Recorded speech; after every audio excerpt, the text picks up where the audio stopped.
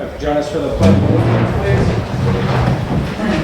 I pledge allegiance to the flag of the United States of America and to the republic for which it stands, one nation, under God, indivisible, with liberty and justice for all. Thank you for coming to this evening's meeting. First on the agenda is Stratford Planning referencing the scenic byway. That's something Charlie had asked you guys to come in for, and he's not here tonight, but I'm welcome to listen to you. You guys, I think you guys postponed once the last time.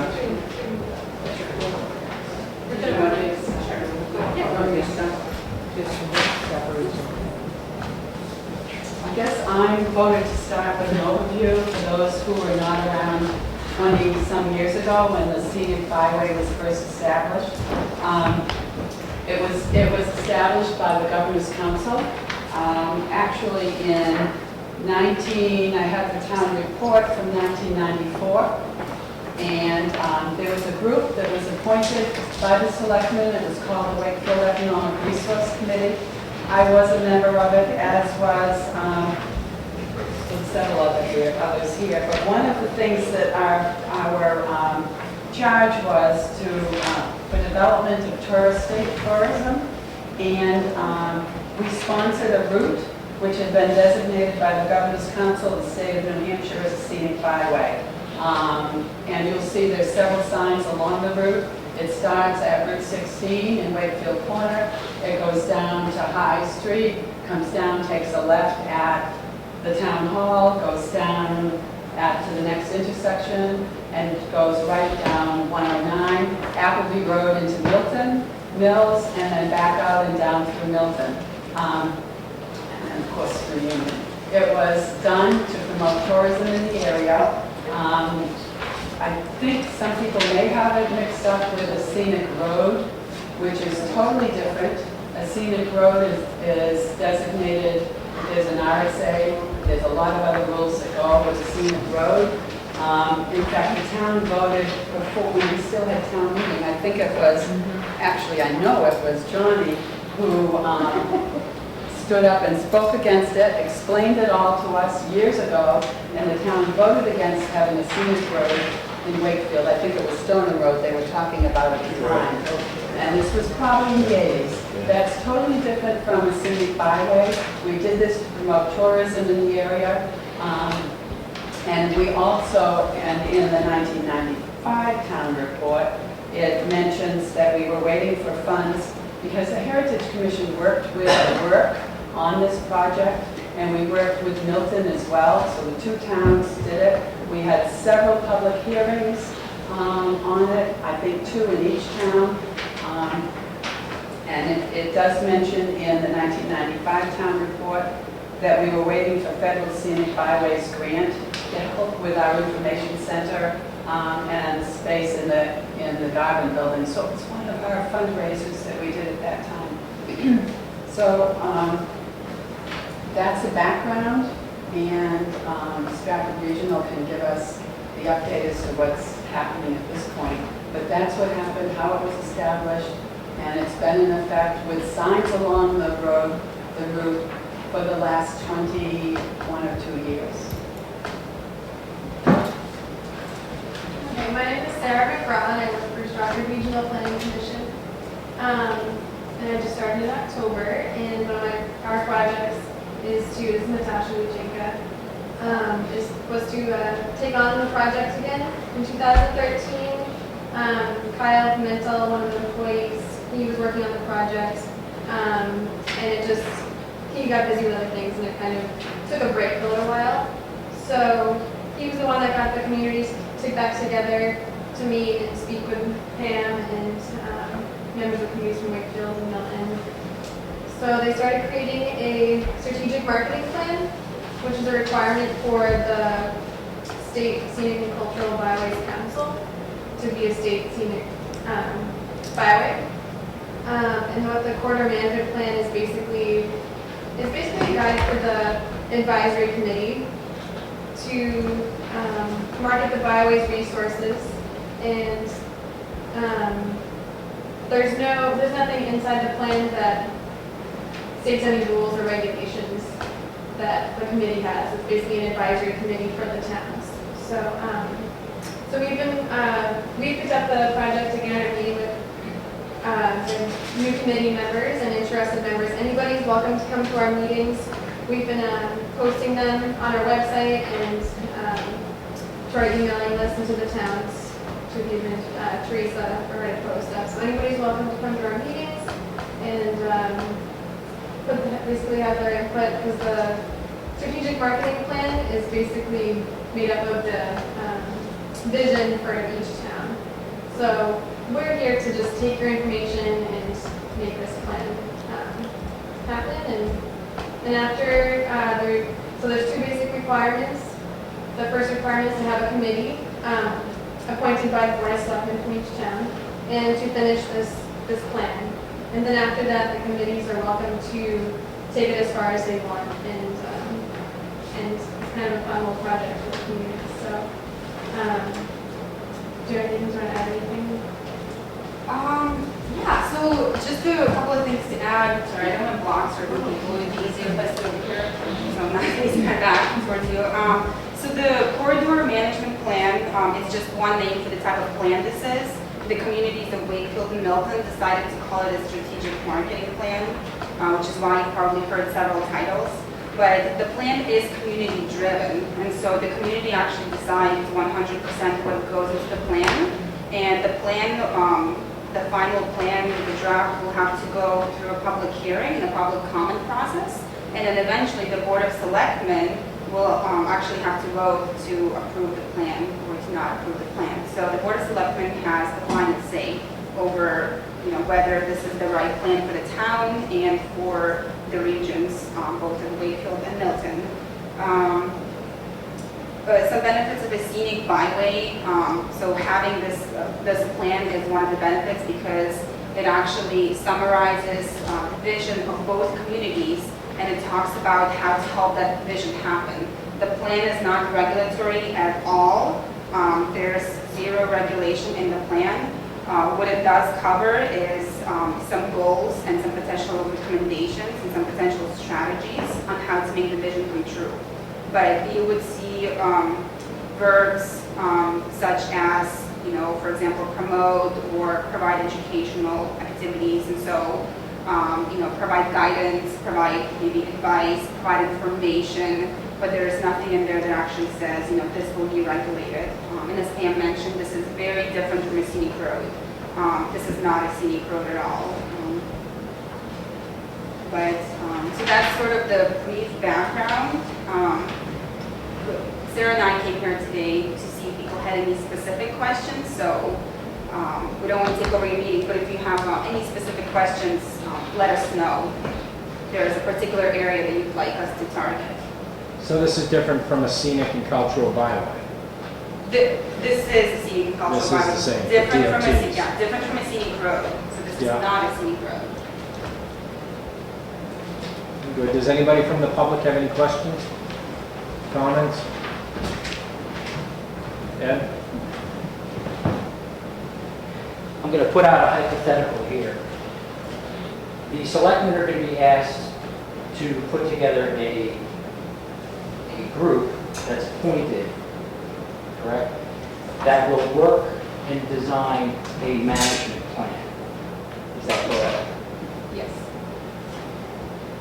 If my hypothetical situation is, I have a property owner that wants to remove a set of 7 very old trees that are on his property, but he lives on a scenic byway. Does that have to go through the planning board, or would it go through the management plan first? It would not have to go through the management plan or through the scenic byway advisory committee. So the committee would have no say essentially over what the landowner can do with the property.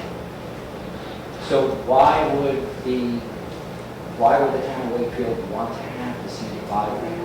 May I answer this, because I've been one of the many people that have been involved from the beginning. We did it to provide economic development in this town. It was done in the early 90s. We had just come through the late 80s when there was double-digit unemployment and we were looking for a way to promote our area. That's all this does. You're mixing that up with a scenic road. All the regulations go with scenic roads, not with a scenic byway. Well, That's the difference. And we only did it, and that's all we're doing now is, and working with some other groups to promote our area, our businesses, to help bring tourism into the community and to help the small businesses in our town and Milton as well. We're joining, the two towns joined together to do it back in '93. And it has nothing to do with any property owner being able to cut trees, move walls. None of that has to do with the scenic byway. That would be something totally different. Can I have a follow-up? Sure. The city of Dover, I think twice now, has refused to join and have a scenic byway put through their city. And I wanted to know, because I'd like the selectmen to understand why some of the towns are having concerns. Why are the planning boards in those towns having an issue with the scenic byway program? And I do know the difference between the scenic road. Wakefield, for instance, does not want a scenic byway, they have scenic roads. And it is regulatory in a sense, meaning if somebody does want to remove a tree, they do have to go through the process of having a public hearing. But if you read the details, which I hope everybody will do, read the details of the scenic byway program, it is a step into regulation, a step into, But as it we've is been now. doing this for over 20 years and we had no intention of ever turning any of this into a scenic road or it being the beginning step. It's just what the local businesses wanted to have happen and it's been in place. The only reason this is coming up now is my understanding, and Stratford Regional can give me the information on that, is because the federal government or the state has now decided to keep it, not to have it removed. We have to have a plan, because for 22 years, it's just been on our state maps designated and nothing was being done. They want some sort of a plan. Right there, for instance, sorry. Oh, go ahead. Did 2 or 3 already. Like, for example, they want a plan for us to be able to promote Mackenzie's Farm off of 125 and go up, and we want to promote the historical, Heritage district. Heritage Park down in Union, and, maybe even Poor People's Pub, it's a staple here. Those are the stuff that will be in the plan, is there more the economic development to drive people to drive this scenic byway versus regulations. And versus Route 16. Go ahead. Does the town receive any grant money to do any of this? May I answer that? Because the town is not from any of this. But years ago, because we were on the scenic byway, we were able to get some funding to help with the restoration of the garden building. But that had to do with another grant program, that because we had a plan, because we had a scenic byway designated, we got funds. I don't remember how much, I just looked back into the years that I knew mentioned it. And we were waiting for our money. It came actually to the Heritage Commission. It had nothing to do with the work of the group that set it up. But because we were trying to do a project and because it was on the scenic byway, we got extra points. Is this a state or federal program?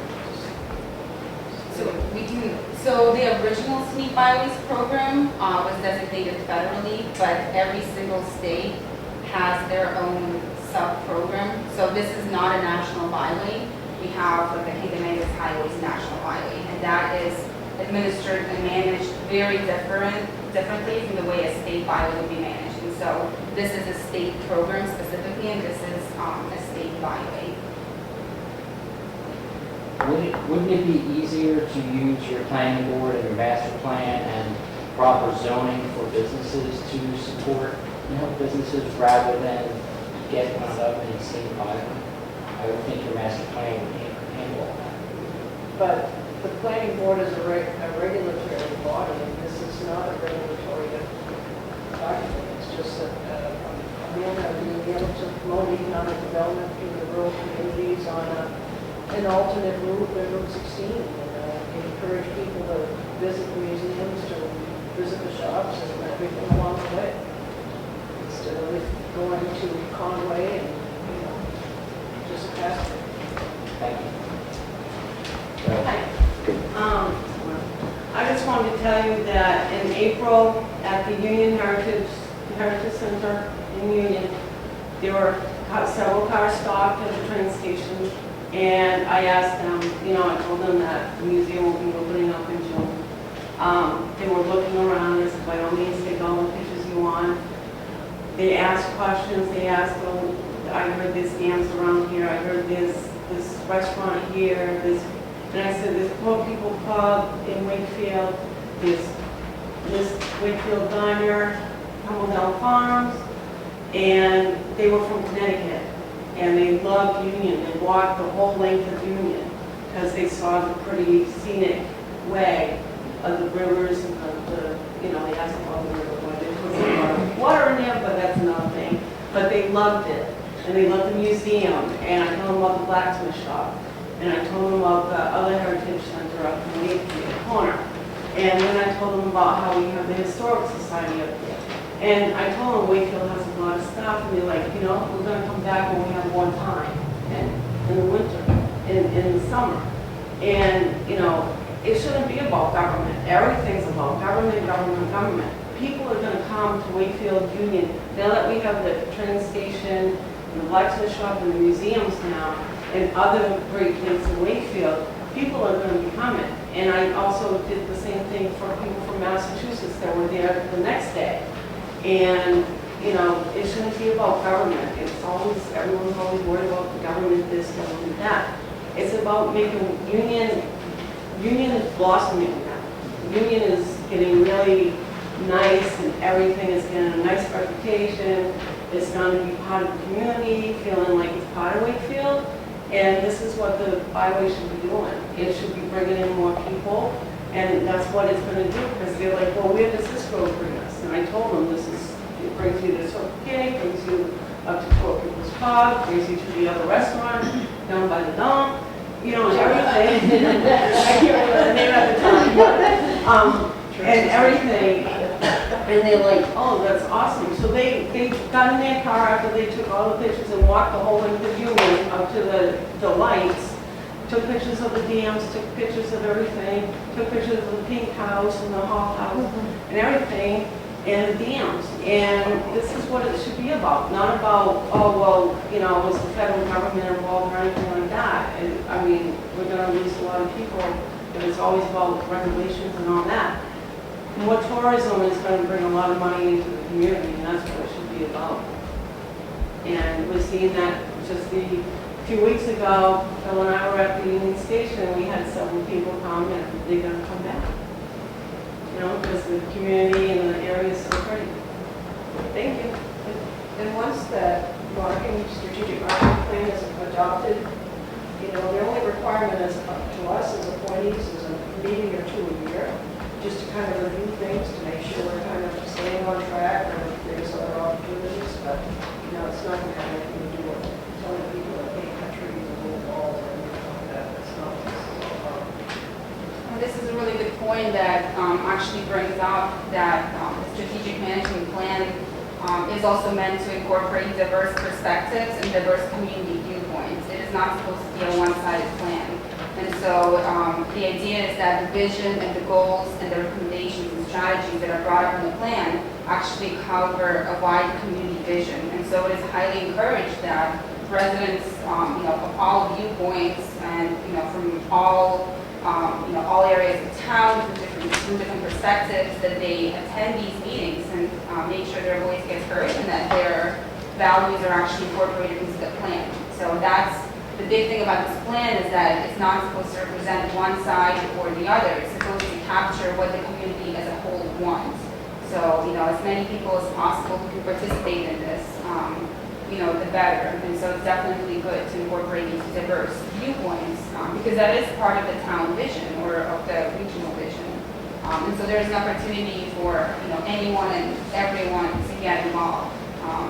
This isn't, this isn't just for, a select individual or select group of people. Anyone from the public can attend the meetings, and there'll also be a visioning workshop as well. And it is highly encouraged that, as many members of the public as possible attend this workshop. And Sarah and I are just starting to plan the workshop, but that would be the place where the community vision would be developed, and so all voices are definitely welcome and encouraged to participate.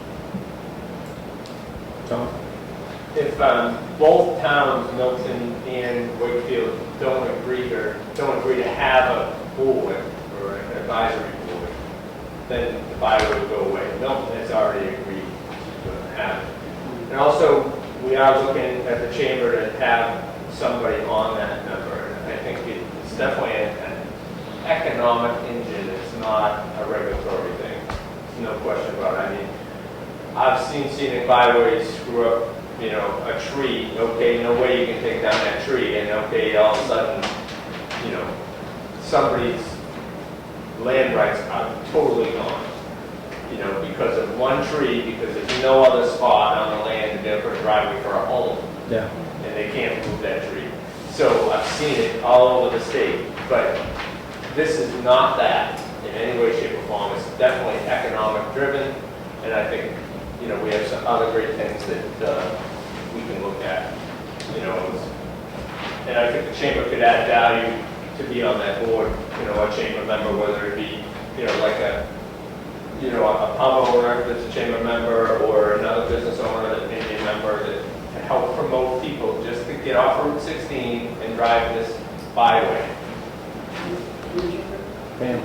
Can I just I know just 2 names were put forward to you as to be on the committee, which was Denise and myself, but there doesn't need to be just 2. Is that correct? Sarah? Yes. It's just, we needed to start with something, and we volunteered, and 2 people in Milton who had also been involved over the years volunteered, and those were the 2 that got appointed by the selectmen in Milton. And I think I'm very much encouraged that somebody from the chamber would also want to be appointed as an active member. That was my general question, as far as the guidelines, how many members from how many towns and stuff like that, but I really didn't see who's chairing, who's running it, how many do we need to appoint, the terms of the appointment. Looking at it at the state level, the state scenic byway, it's a 15-person committee, 15 members, and they've got clear outlines of where they come from, what they do, which area of interest. Each area of interest has somebody representing them on the board. I want to speak to that. So yeah, that's the state council, and that's just, like you were saying, representatives from different sectors. Yeah. But the individual town byway committees, it's a little bit different, and you can have as many people as you want in the committee. Basically, it doesn't matter their background. It doesn't have to be any kind of, doesn't have to be a board of selectmen member. It can be, but it's pretty loose.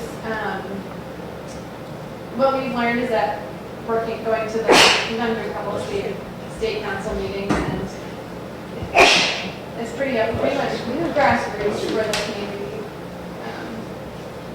Do you have a limit on members? How many people are you looking for? No, so basically, once the first committee is established, they create a set of bylaws that can create those terms. So it's basically up to the committee how many members. As long as there's one person from each town, that's the only stipulation. But there's no state rule that says you have to have a maximum of this many members. So there's nothing in the state guidance that has that currently.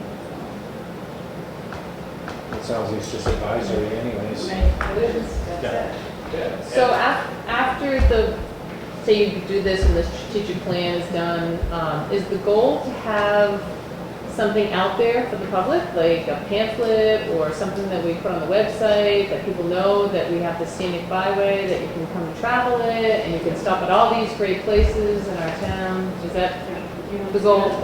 We've got a number of things that are already ongoing now, and Denise chairs, why don't you speak to The that? Moose Mountain Regional Alliance that's forming, and we're anticipating just kind of incorporating this in some of the initiatives that the alliance is taking on, which we've just started working together since September. Last September. So you'll be hearing more about that, but it's like, you know, we've been meeting once a month and meeting with different towns and the economic development committees, and with getting this going, we said, well, you know, that's something we can just address in one of our meetings a year as just a housekeeping way. And I think what it was is these scenic byways were designated over 20 years ago, and then it was like nothing happened. Meetings, there were no updates, you know, it was on the maps, you know, as, you know, scenic byways, so people could drive off the turnpikes. And we have our signs in town, one right in front of the town hall. Yep. So it's a matter of, you know, inventorying what we have, you know, and just outlining some different ideas of what things can be done. So you say it's been 20 years now. I know some of the GPSs you can put in scenic byways and get you off the main road too. Yeah. And if when it's not updated, we're probably missing on that. Right. That's also a good question, kind of to add to Denise's point as well. Once again, the state doesn't have any requirements as to what you do after you have, you know, the strategic management plan and the advisory committee. The whole purpose of the strategic management plan is that, and having the committee, is that the committee decides as a group, you know, based on sort of their vision, you know, based on their recommendations as well as the community recommendations as to how they want to proceed. So they can take as little or as much action as they want. And I think as Pam mentioned, or Denise mentioned, you know, the minimum requirement after these two requirements are met is that the committee meets at least once a year. So that is the only requirement that the state has. But there's nothing that says, you know, you must create these brochures, you must have these events. It's all up to the committee. They can make this as big or as little as they want. Jim? I just want to come down or closer to the microphone. It's a little difficult to hear. I noticed upstairs. I'm just hoping my 3 minutes of comments will provoke people to think a little bit. I'm very confused because I'm hearing two different messages. And one message is all we want to do is promote tourism and benefit the businesses in town. And I don't think anybody would disagree with that, and myself included.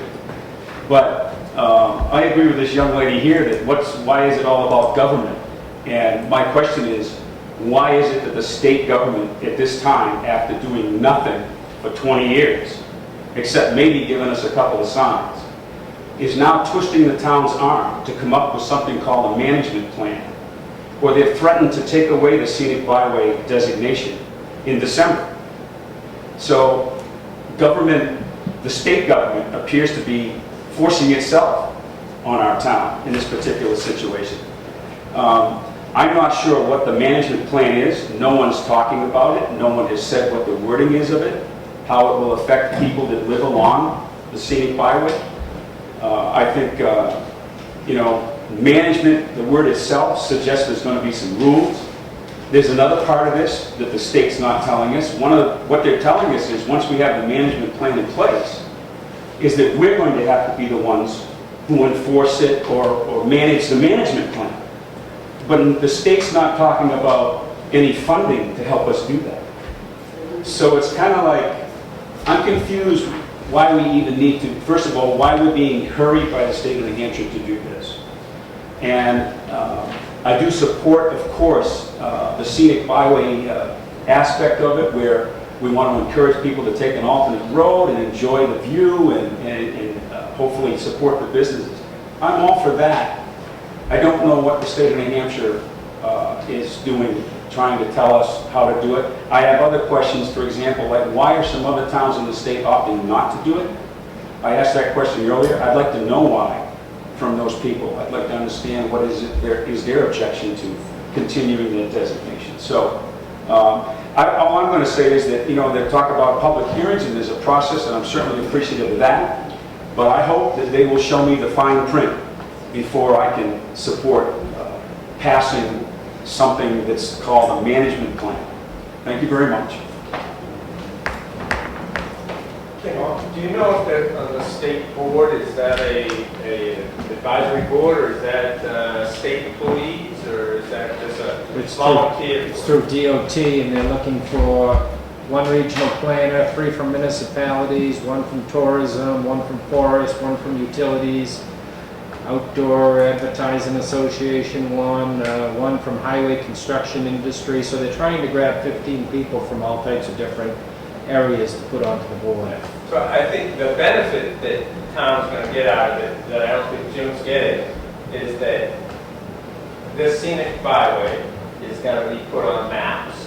And that's why if we don't do it now, they're gonna not care about us anymore, and they're not gonna give us, some good feedback that they may have, some good information that in their meetings that they might be able to send forward to help economic development. But we may not get that benefit of having our scenic byway show up on future maps and things like that. Yeah, I wish there was just a little bit more structure, that they were looking for 1 planning board member, 1 chamber of commerce member, 1 of these, 2 of these, 1 government official, somebody's taking minutes with a mission statement and stuff like that. But it seems like it's in the early stage, although we've been 20 years with what we've got. Your thoughts, Bonnie? For it. I think this is good. I mean, as long as it doesn't, any of those people on that byway can do whatever they want with their own property. I don't have a problem with it. I think it's a good thing, and I think it will promote our town and tourism. So we need to appoint members tonight, or? Yeah, I don't have that. I just wanted to say that I only live 4 doors down from the scenic byway. I live on 21 Brewster Road, and it's a beautiful byway, and more people come to Union. They're looking for the alternate route. They stop us if we're walking. Many people get asked, there's a restaurant, where's this? Oh, look at the museum, look at that, look at this. And we send them, here, there, and everywhere in Wakefield. And Mr. Miller, that's his name, right? He's concerned about, oh, let's see what other towns, well, we're Wakefield, we're Sanbornville, we're East Wakefield, we're Union. It shouldn't matter what other towns are doing, we're our own people. We should be doing our own thing. We shouldn't have to worry about what's doing it over in Laconia. We're different. We should be our own people and worry about what is best for us, not about what's best for over in Laconia. But I like to learn from others' mistakes or past Well, history yeah, I too. can If somebody else understand has been that, through the but- situation and it was horrible, there's no sense us jumping into it. But it's not regulatory, it's advisory only, and I think we can pull the plug at any given minute. We can cut their pay. You don't have to bring more traffic in the town. Right by your house. One person on the street should be on the committee too. And I go down, I go across the street talking to Canadians, We'll guys. have a sign saying Rubens this way. Is there an existing plan? I mean, was one created 20 years ago? So one could look at it and see what we're talking about? Because people have this idea that this is like reinventing the wheel, when in fact, it's actually looking at a plan that was created 20 years ago, isn't There it? was no plan at that time, there was none required. Well, there wasn't. This is what's happening now, there is one required, and for those towns who were involved in it, when there wasn't one, we now have to do what is required, or we're going to be de-designated. So, So but that's the does the issue. planning commission have examples of plans that have been done? Yep, they do. Because I think that's what people should look at, and see Well, what we're talking about. we will be looking at that, that's part of the whole plan. There is no background now. Those who have been appointed or will be appointed by the selectmen in Wakefield and have already been appointed by the selectmen in Milton will be sitting down with anybody else in the community that wants to take part and listen to what people want to see happen. And that's what we will work on. Yeah, well, I'm just looking at, because Jim seems to have trouble visualizing what we're talking about as an end product. I mean, what are you going to end up with? We don't It's not a management plan, it's a marketing plan. That's right. We don't know what we're going to end up with. All we know is we want What the does one scenic look like? byway to still be on the books. And it'll be presented to everyone once it's complete. So are the public hearings done by each individual town? You do 2 public hearings, or is it done by Strata Regional? I know you said you could have public hearings, but I wasn't sure. Get When one we did it For before, everybody? Wakefield did one, we did two, I think, and Milton did theirs. And so you have the public hearing, and then That's it's what during it the requires. selectmen's meeting, and then the selectmen vote after the close of the public hearing, is that I don't even know if the whole it's process? I don't even know, what is that? I have not, in our research, we haven't seen anything that says it has to be during a selectmen's meeting, but there's nothing that says that it can't be either. If that's what the Okay. towns want, then that can be part of the whole presentation. That's basically what what this public. Well, yeah, because you have a public hearing, and you want the board obviously to hear what's happening, because you want them to, they have to vote on it. So it doesn't go before a town vote, it goes Right. just before the selectmen, Yeah, because there's no money from the town that would be Right. paying for this. Okay. So, yeah. and it's, all of it has to be done by the end of the year. Correct. So we do have, so it does seem very rushed, and I think definitely is a concern. That's why we're here. We're dedicating funds from our organization to, that's what we do. We're here as advisory and to provide technical assistance. So what we'll do is help create the plan, which is getting everyone's opinion and vision and goals together, and we kind of just give it that structure. And if you go online and you look at one example, it's called the Apple Way, and that's in Londonderry. And they have a very basic plan, which we're hoping to model off of. And it doesn't seem like it took a whole lot of effort to create. It just gives the inventory and maps. So that's what we're here for. And after that, because it's not our plan, this isn't our project. We're just here to help it along and make sure it doesn't get designated.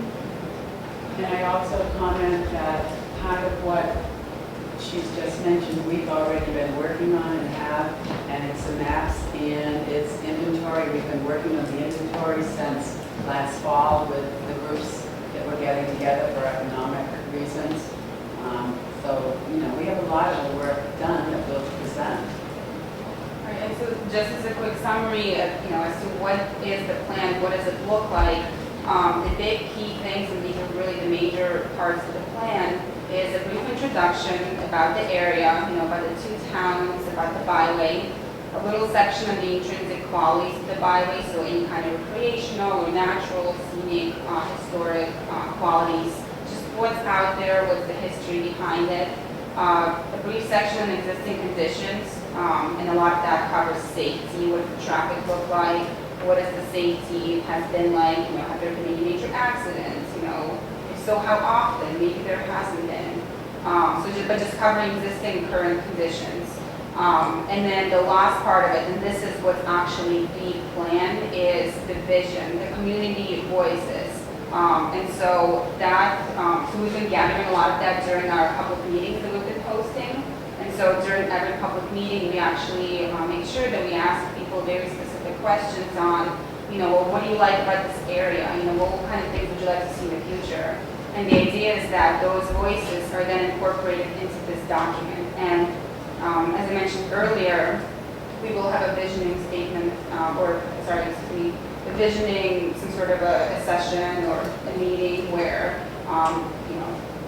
hopefully, we're hoping to get as many people from the community as possible to let us know where they want this byway to go into the future, what they want the area to look like. And so, but that is, all of that information, all of that community feedback, that is really the plan. It is, what do the people want? So those are the big parts of introduction, intrinsic qualities, existing conditions, and then, the voice of the people, the vision, recommendations, etc. So It is interesting that you talk about this Apple Way. My sister lives in Londonderry, and we've actually done this and gone Done to the Apple Way? all done the Apple orchards that they talk about. It's only So it three is some, paragraphs. huh? It's only 3 paragraphs. Yeah, but they talk about all 5 orchards and, yeah. And it could even be that people don't want to see any further promotion. I mean, I don't believe that that's true because we've worked with other groups that feel differently, including the chamber, but it could even be, we don't want you to do anything else, leave it the way it is. I mean, it could be as little or as much as we decide, we feel the community wants. So once you have your plan, it comes back to the selectmen for approval? Public hearing, after public hearing. Yep. What do you all Yep. I'll make a motion for the appointment of Mrs. Wigan and Mrs. Denise Roy Palmer and a member from the chamber. And I guess we'll leave it open for anybody else. Second. Any more discussion? All in favor? Aye. Thank you, Kevin. Can Charles sign this? Or is he wasn't here to vote?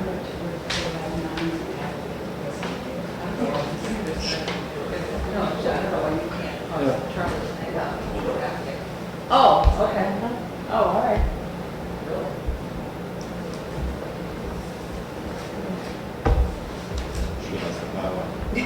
Thank you for coming. Thank you very much for having us.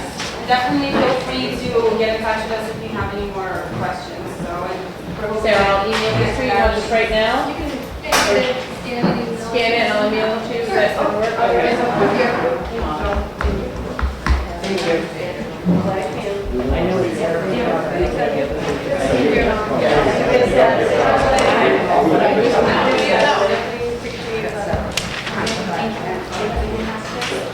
Should I put in here? Member of the chamber?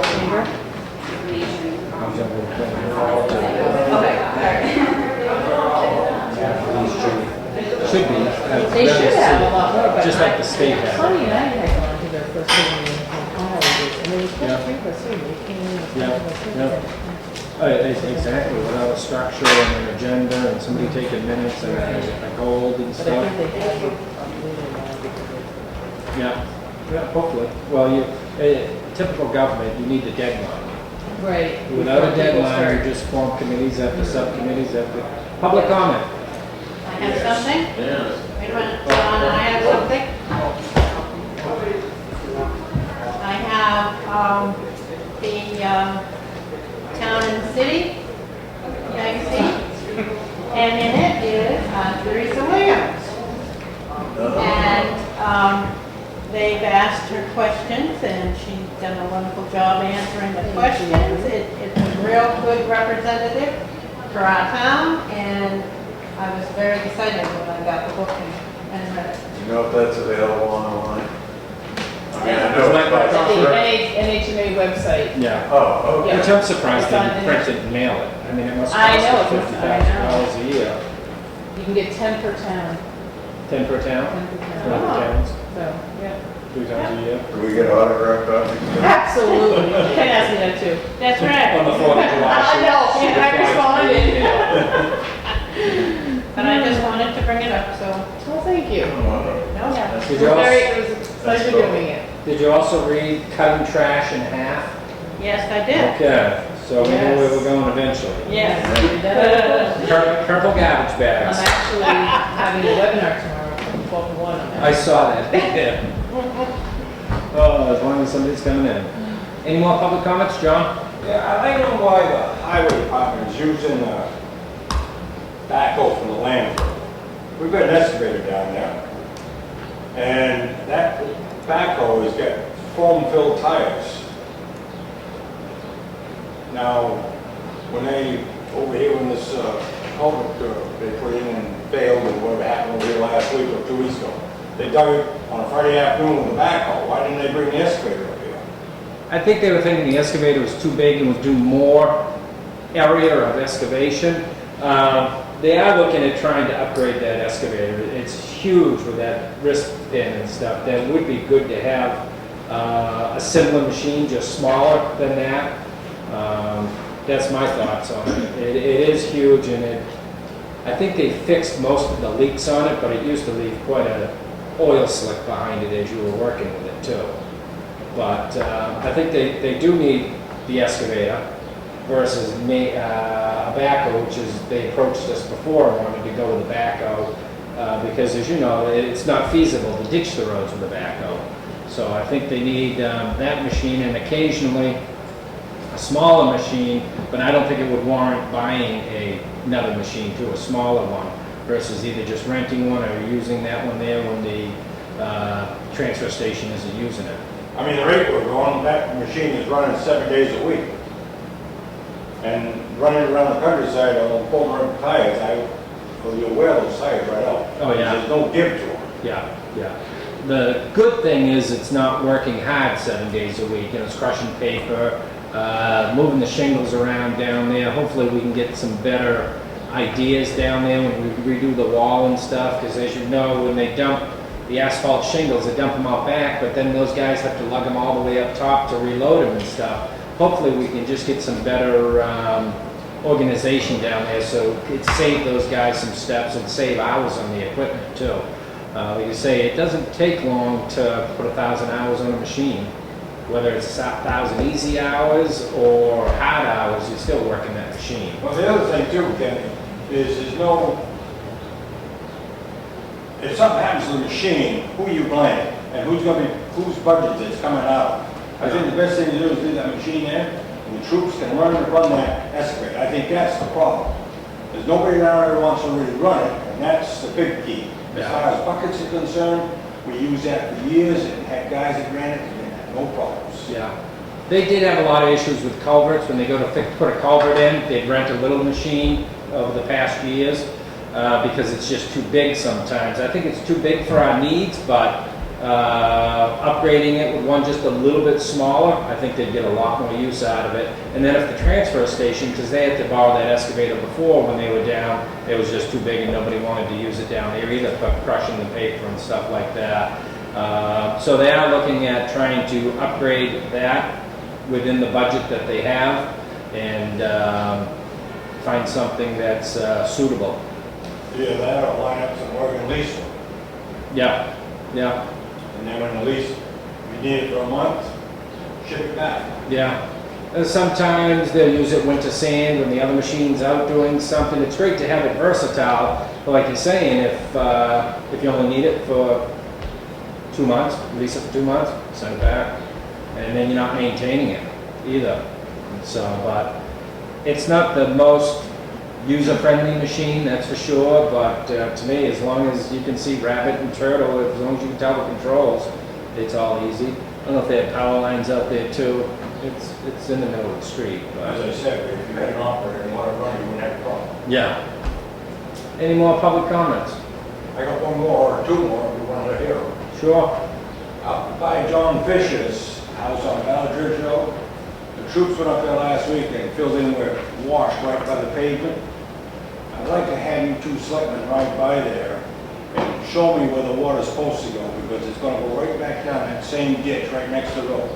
Now, I don't know if they're gonna hand rake down it, but if they're taking a rake and just rake a little bit, that water will shed right off where it's supposed to go. I mean, if we're gonna do some patchwork, let's try to do it right.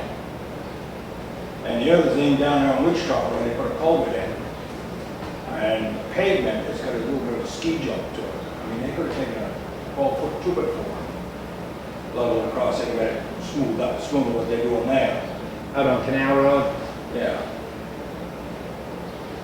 Matter of fact, there's a couple of culverts on them, it could be overhauled and resurfaced on top. Yeah. Usually, as you know, they usually compresses down in over time. It's, I don't know if they're compacting or not, that's what the culvert's in. yeah, yeah, they've got the compactor and they're working with that. And like, as you know, when you do it in lifts, it's probably not going to compress very much, but it'll probably expand more when it's frozen. All right, any more public comments? We've got one more coming up anyways. Crushing and screening bids. We received from Mike Gingras that he's recommending the company be hired as Custom Crushing from Meredith. He got references, called references, and talked to the owner, or actually went to the site, I think, too. And that's the one he recommended. Was that the guy that showed up last time? Yeah, it was. Yeah. It was from Custom Crushing. Yeah. I know, that's what he says. The bids were a little confusing until you put it all together. I think they, He didn't have a total. yeah, they walked the site and were able to use a crystal ball for how many tons were there, how much they could do in a day's work. I'll make the motion, go Custom Crushing.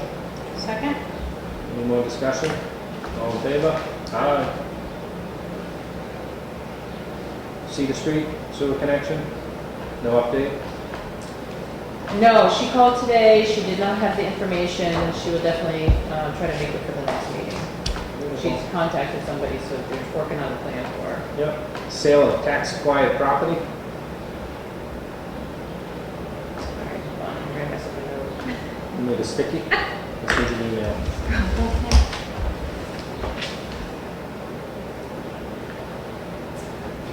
Hindsight being 2020, we took a $2,000 bid for a $47,000 piece of property. And I think we can accept or reject all. And I suggested we wait, and we ended up moving with it. I'd have the stipulation that was merged with the abutting property and just merge it together. I mean, it's great to get it back on the tax roll, but you put a house on that piece of property and put a couple of kids in school, we didn't help ourselves, I mean, that's for sure. Aimlessly rambling. Oh, okay. You know, Because so I next, talked with him, he's not planning, not now. yeah, but About a unless garage, they're merged about a back garage. together. Well, I asked him that, if he Yeah. would merge them, and he's concerned tax-wise. and that It's kind of stuff. less taxes if you merge it You merge together. it? Yeah. I told him to look into it. but- Yeah, and I mean, that's the only thing we should have done is merged it where we basically gave it to them for cost. All right, okay, so the ones that are red, no, yes, the ones that are red are the ones we need to sign. There's 3 of them, 3 deeds here that.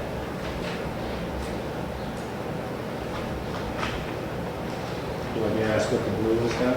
It's for the purchaser.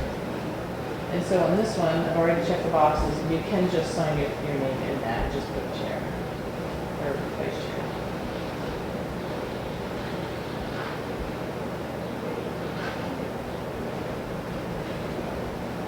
You don't have to do No. that. No, we'll put the My town. social security number. We'll put the town in there. There's the next one.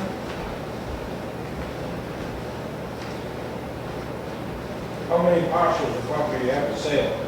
We had 4, 2. We had 4 and 1 we didn't, we pulled, so 3 went, You got 3. 3 by sealed bid. Yep.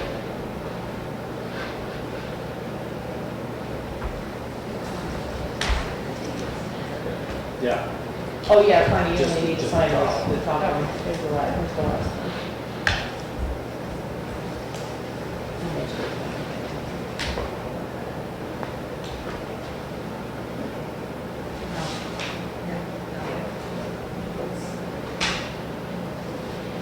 You and I will.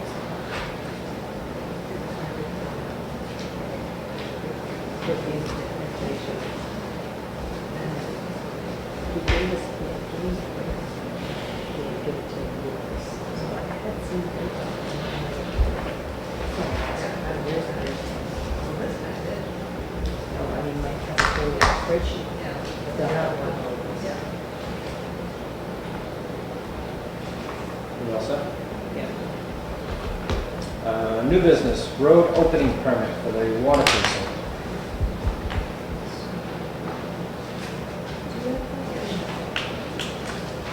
High Street? No.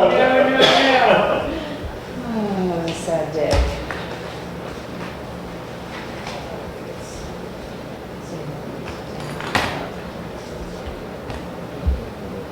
Place water main and service lines. St. Anthony's Road. They're not gonna rip up St. Anthony's. Mm-hmm. Need a motion I would. I'd like the motion, you approve? or a second it? All in favor? Aye.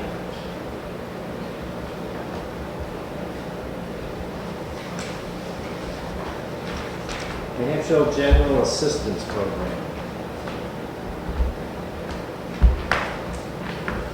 So this is a program that Arlene's been investigating to, it's a database through the internet, so everything gets stored in the cloud. Yep. So all the towns that are part of it can have the same information in there, so people aren't tongue jumping. I was just gonna say, so you can see Mr. Smith Yeah. is going to 3 towns Right. at 3 different times. That's the goal of it. Yeah. This company developed it. They've had it out there since November for free at no charge. But Has it's she been been slow using it since start, no, November? no, slow She starting, has the wasn't free sure. So the free time goes until October 31st. Yeah. So if she does it now, she'll at least get 3 months free. And then as of November 1st, she'd have to pay $304. It's based on your population of your town. And then they do have a service charge of $95 every time they need to help you with it or something like that. But Yeah. Wolfboro's using it right now, and they That's get just it on, started. they get it on a stick, and they, they're willing to come over even and show Arlene how to get Can it. she and use it download free till October? Yes.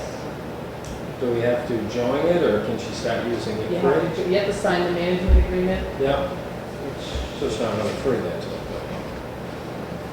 We have to sign the contract agreement for the $300 that we're gonna pay In after November. October.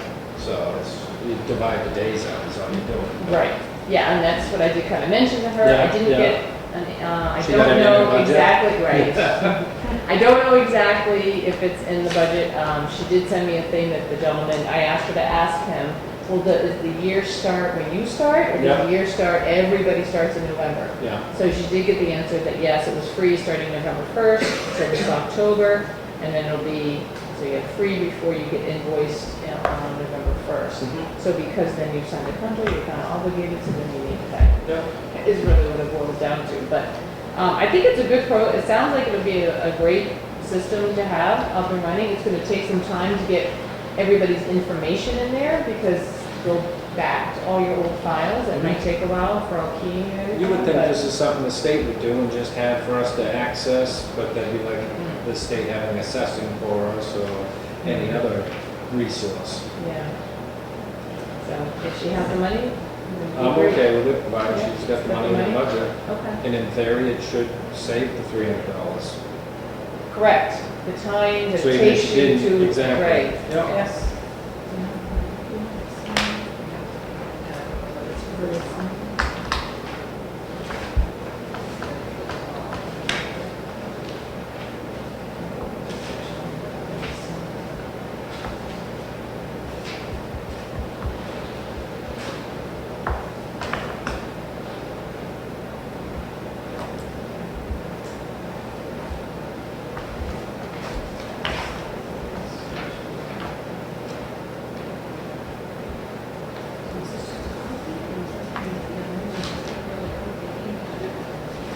You good with that? Yep.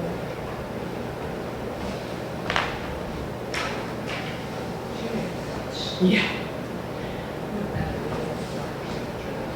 That's perfect, right, right. Correspondence, Tri-County CAP, the consolidation, their offices, which should not affect Wakefield residents. That's the extent I know of that. Training spreadsheet, the training schedule for everybody is on the spreadsheet. Trying to look at, yeah. I'm trying to kind of give it to you in a while, just Yeah. to get a good idea. See who's abusing it, see who's not going. Public comment number 2. Anybody thought of anything in 15 minutes? No? Be quiet? Air conditioner's on today, good job. Yeah, it doesn't feel very cool. Yeah. No, come from me, imagine that. I know, Turn the warm. fan on, open the window. Probably cool. I'm not Yeah. drinking my water. Yeah, hydration. Town administrator update. Well, the first thing, as you know, High Street, a sewer line break, a week ago Friday. Took them many hours to fix. But it looked like there ended up being 2 breaks in the sewer line. So that's done. Are they gonna fix it when they pave the rest of town? Is that what they're waiting for? They're gonna fix it with paving and fix it right versus? I Is it hope still so. It's dirt, still right? dirt, Okay. yes, yes. I That's hope right. so. I hope that that's, I will mention that to them if that's what you'd like me to do.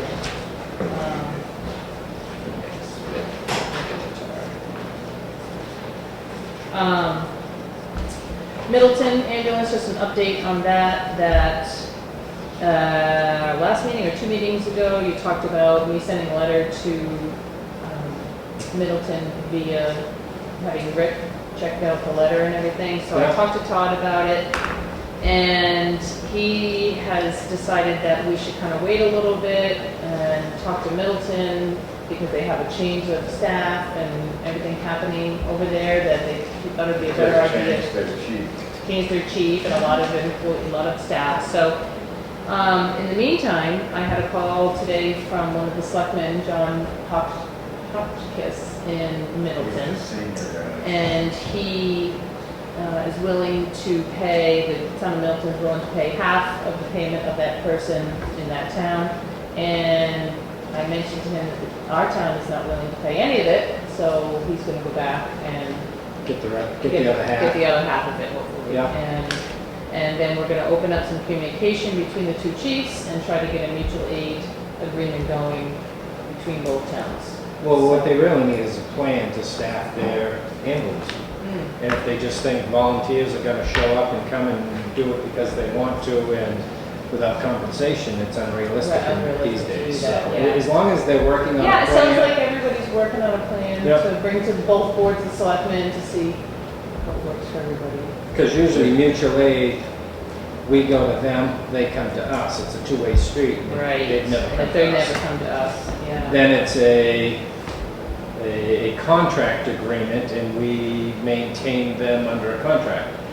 For X amount of thousands of dollars a year, we'll pick up theirs, and they'll realize that it's cheaper to pay to your find people. their own people and do it. Right, And exactly. you're talking probably $50,000 to pick it up, so. Yeah. Brookfield doesn't mind, right? No, like you should know, I sent them I called via comment from Middleton about this issue. I talked to the administrator. And so I said, well, you know, I don't know if we know the whole story. I said, all right, well, I'll send you the article. So I sent them the article. Okay. Yeah. Yeah, so That would be why I got the call. Yeah. This is something that happened about a month ago or so. A person fell coming up the stairs, undetermined if it was their own These fault. stairs out here? Right, if it was their own fault, or if it was the hole, or should they move the ramp, you know, there was a lot of not sures. They brought us a bill for the glasses of $368. Tony contacted our insurance company to see if that's something our insurance company would pay. And right at this point, they will not, because who was negligent? Was it her? Was it us? It's undetermined on whose fault it actually was. So he said that they would not pay. So now the people came in today, wanted to know, and I told them this, Yeah. and I said I would bring it up to the board to see if the board was still willing to pay the $368. Or half, or not at all, or no. You hate to say it, but this is, we talked about it last budget season, that every one of these buildings need cameras. We need cameras in the front, we need cameras at the I transfer think station. I have it on my list for next We need budget it, season. we need it everywhere. Yeah, I have it. So we Yeah. can see. I know, 'cause we don't know. You don't know whether it meets a standard or not, or, you know, was there ice on it and we didn't maintain it? Sure, we're clearly negligent, but maybe they were texting at the time and wasn't paying attention. Talking to Talking. your neighbor, I don't know. Yeah. You don't know. You don't know. And at one point or another, you're responsible for your own actions sometime. Like I say, we don't know the whole story, but what's your thoughts? Well, Senator Middleton? Tuck it in there. what did they say when you showed them that? They were, well, one person was kind of giving me the look of, really? And the other one went, okay. You know, it was, I'm sure anybody would be pleased if we helped pay a bill. Except for the 4,500 other residents in town that Right. you know, with not knowing exactly what happened for the situation. I mean, yes, there was a hole there, and yes, we did fix it. Yeah. But when you look at kind of where the person might have fallen to where some of the flood was it on that step, or was it on a step back? Was it, you know, Coming in, going out. it was coming in. Yeah, it was coming in. I think they should have to come in and talk to Charlie. If they make it through 10 minutes of Charlie, they deserve the money. And then there are railings on both sides. And there are railings on both sides, so I feel if somebody is a little unstable, or maybe they didn't know, I don't know. I mean, could they have felt dizzy and fell? I don't know. Walk too fast, a lot of us walk too fast when we're walking up the stairs. And don't pay attention. And don't do pay that attention. frequently. I was wearing flip-flops walking up them the other day, and just about took a bigger, but, I don't know. I'm going to have them come in and talk to Charlie. Have them come in and talk to the board. They're in public session, right? It's not a non-public issue. And if they want to come in and tell us how it happened, when it happened, Yeah. what we did wrong, and what the issues were, and go from there. If they, yeah, if they want to come in and talk to us and show us how it was, and is that right? And Charlie will be back.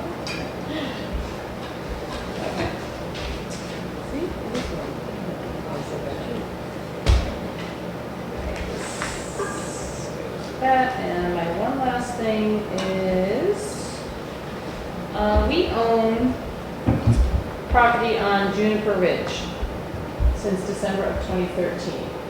Private road, private association. Private road, private, yeah. Well, I got a call yesterday that the previous owner had an oil spill in the basement and had contacted DES about this issue, and this was like June of 2013.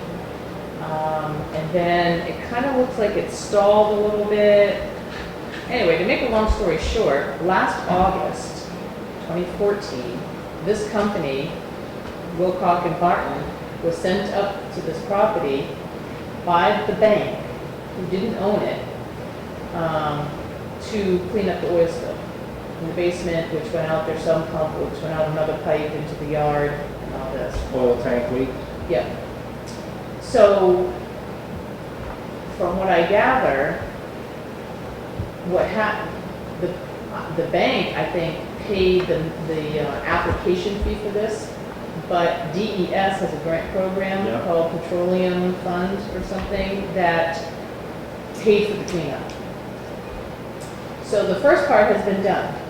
And what needs to happen now is this Wilcock and Barton has to go back and take 2 more samples to make sure everything's all clean. And they send the bills directly to DES to be paid through this petroleum fund. But they kept trying to call the bank, and the bank wasn't getting back in touch with them, and all, for like the last couple months, and the gentleman looked up our tax maps and realized that we own it. So that's how he got in touch with me. So they can't go and do any type of testing again until we sign off that we're good with them going to do this. Yep. I mean, it is a benefit Yeah, it's not when we go costing to, anything. it's not costing Yep. us anything. When we go to actually sell it in another year and a half, Yep. it'll be all clean. And it's too bad that it's vacant property owned by the bank that we can't sell it ahead of time. Right.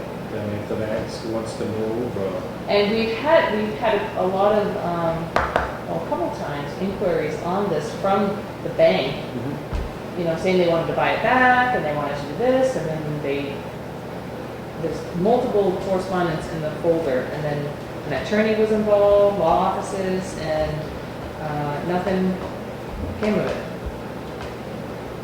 So now maybe they'll buy it back when it's all cleaned up, which again, you still get.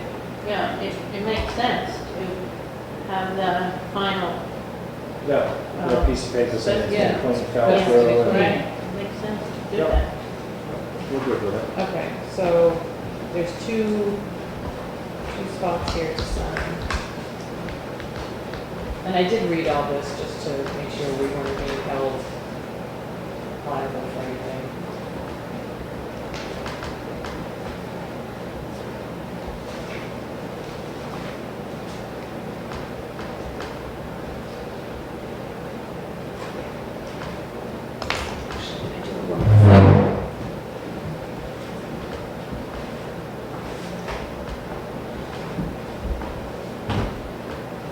I do one more quick thing, which Jim and I have talked about this, and we can bring this, put on the next agenda, but I just kind of wanted to give you guys an idea of the two seals that Jim has come up with.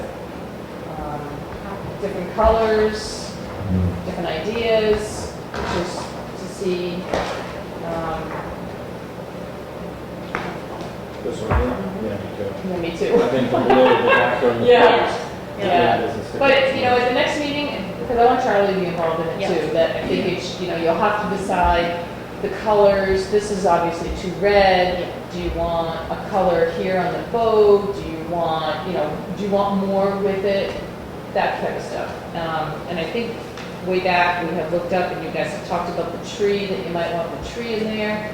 But Jim did a thing here where you cut it out and then when you put it in there, you can't get a lot of that, you know, there's just not enough room for everything. So, if you're good with just sticking with the, I like it. I like it. the sunburst on this one that goes around. Do you? No, Yeah. it looks more sealish. It does look like a Yeah. seal, yeah.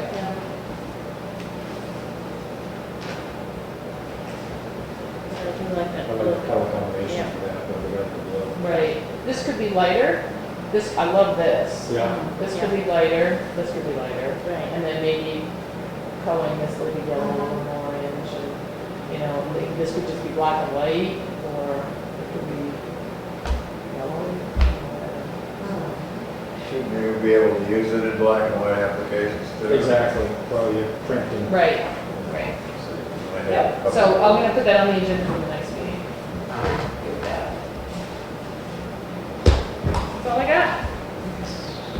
Building permit releases. I don't have any of those for your sign, but I have that draft letter. Which I would probably let Charlie know was in the signature box, since that was his suggestion.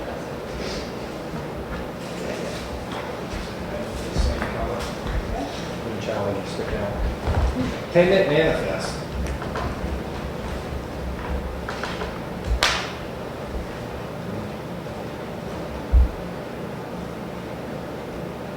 Payroll warrant number $1,573,871.33. Oh, Second it, all in favor? Aye. right.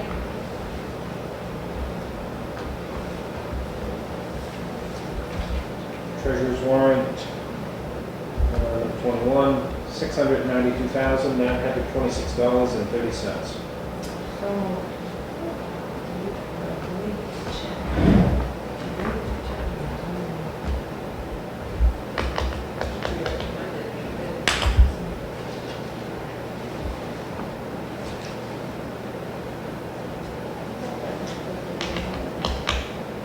Yeah, there was a voided check and I just, I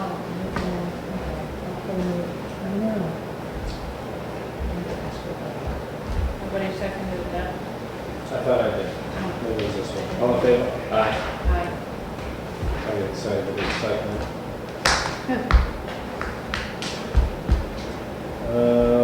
Minutes, June 24th. Move to accept? Second it? Aye? Aye. No non-public? Oh.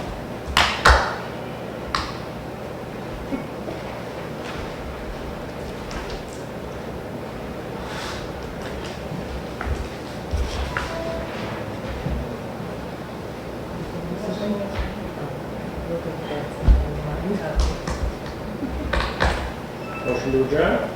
Second. Aye. Thank you for coming. Ruben, I was gonna put you on that scenic byway committee that was going by your house. He's already signed up for the transfer station ordinance committee. He's already on the transfer station, man. which is on the scenic byway. It is on the scenic byway, yeah. Why did you, what? Yes, and Ruben, you can tell them they better clean up their act if they're on the scenic byway. You can come out and drive by and